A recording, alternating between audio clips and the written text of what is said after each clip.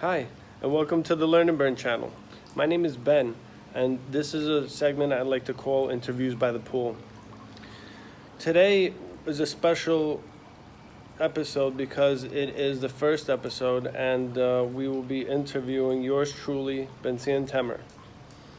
I am the founder of the IJCA, and many times I get the question of why did you start the IJCA asked. Well, one of the main stories and one of the most inspirational things that have driven me to really focus on the creation of this project is a story that I'm going to share with you. 4 years ago, I was in a position where I had just come to Florida, not known anybody, didn't really have connections down here. Came from a medical background for many years, was in the medical industry as an orthotic fitter. I had managed a pharmacy, had administered in a medical office, and so on. Here, I wasn't able to find a job, and after many attempts at the medical industry, something wasn't going right. Something was not clicking.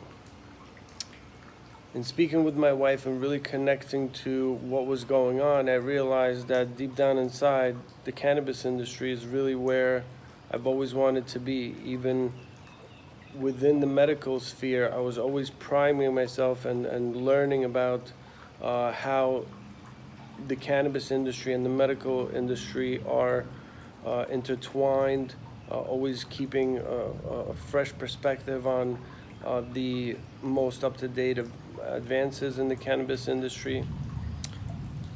Make a long story short, it was a very hard decision to make because it had a lot of ramifications. People had asked me, "What would you think about? What would you think? What are people going to think?" My family was, involved, and what would they think? My wife was 100% behind me, and she said to at least, to try to really go for my passion. And I thank her for that amongst everything else on a daily basis. We essentially spoke about it, really got to the bottom of what it was that I was passionate about. And since there was no cannabis industry to speak of at the time, I applied for any ancillary job that I could possibly find. Finally, to my great surprise and gratitude, I was given an interview and then another one by a ancillary vaporizer company, which shall remain nameless. About 3-4 weeks into the interview process, I was told that basically I had the job. Upon my start date I remember it was a Monday, I was speaking to the manager and at 7 o'clock in the morning about coming in to work that day, and he had told me that due to him recently finding out that I was Sabbath observant and that I would not be able to participate in some of the events that the team would be going to in the cannabis industry, which would be on Fridays and Saturdays, it would be unfair to the rest of the team. So my dreams of being in the cannabis industry at the time were crushed. I felt defeated. For that moment, it really didn't make sense to me. How can I really burn all my ships and dive in head first into this new unfounded territory and get shot down so quickly.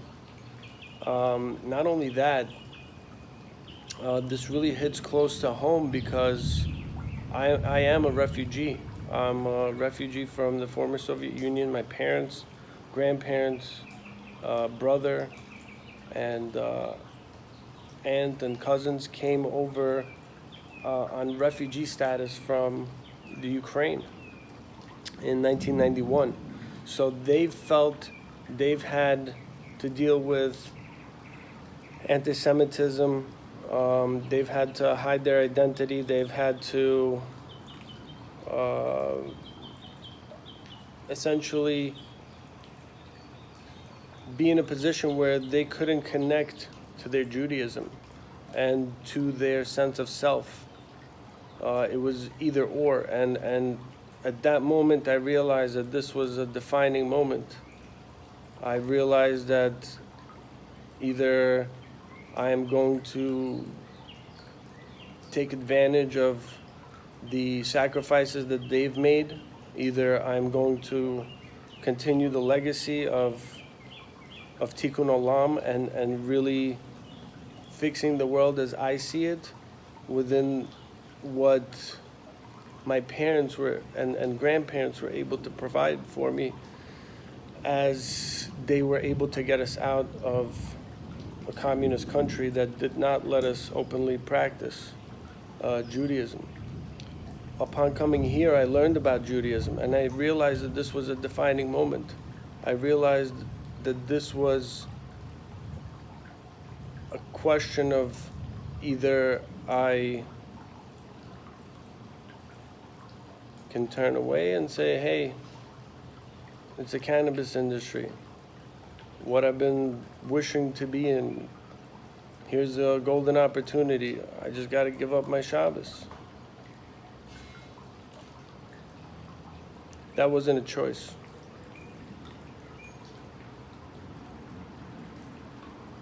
I turned around.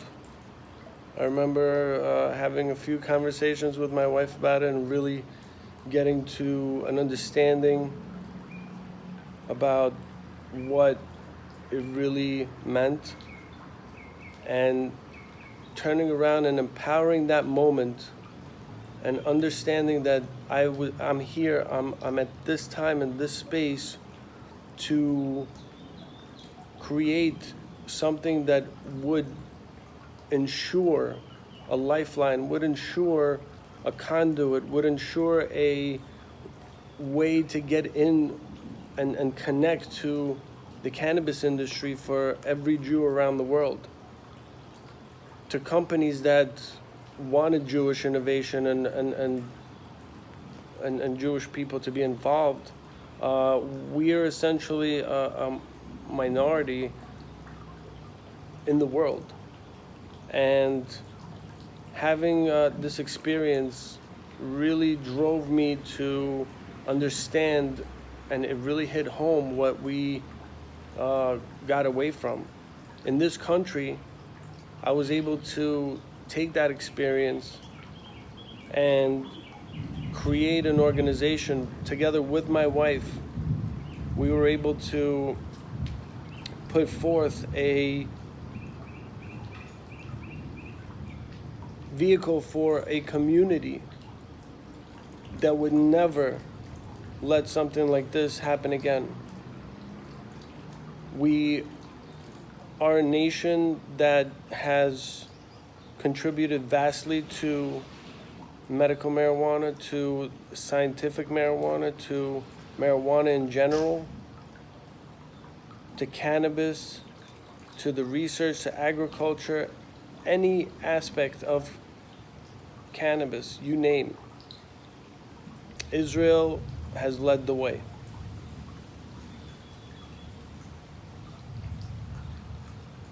This is the reason why I started the IJCA. One of the reasons why I started the IJCA together with my wife.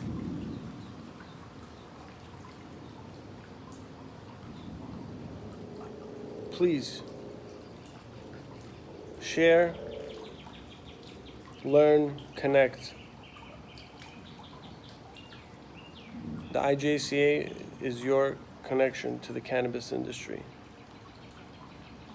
Make it yours. Shabbat Shalom.